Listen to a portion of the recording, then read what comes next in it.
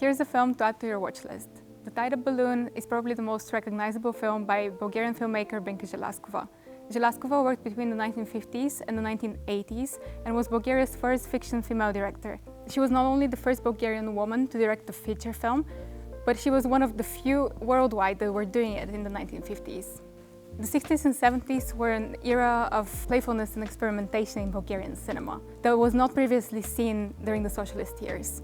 The Tide of Balloon, which was released in 1967, was, if not the catalyzer, then one of the most prominent examples of that era. The Tide of Balloon was adapted from Jordan Radichkov's novel with the same name.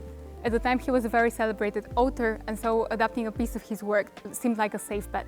What Binka Zhelyazkova created, however, is a complex look at the Bulgarian psyche and a political satire that explores themes of surveillance anxiety and docility under totalitarianism.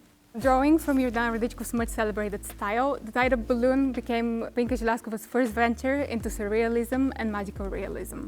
The film initially premiered at the Expo 67 in Montreal, where it was really well received and set up for world distribution. However, shortly before its screening at the Venice Film Festival, The Tide of Balloon was pulled out of its program by the Bulgarian regime. Binka Zhelyazkova was an incredibly visual filmmaker. Even though her works throughout the decades differed quite a lot in style and subject matter, she had a very strong affinity for form. Throughout her filmography, her topics and visual style she chose defined her as one of the strongest auteurs in Eastern European cinema. The Tide of Balloon's inventiveness is still rarely matched today, and that makes it a particularly important gem in the history of world cinema.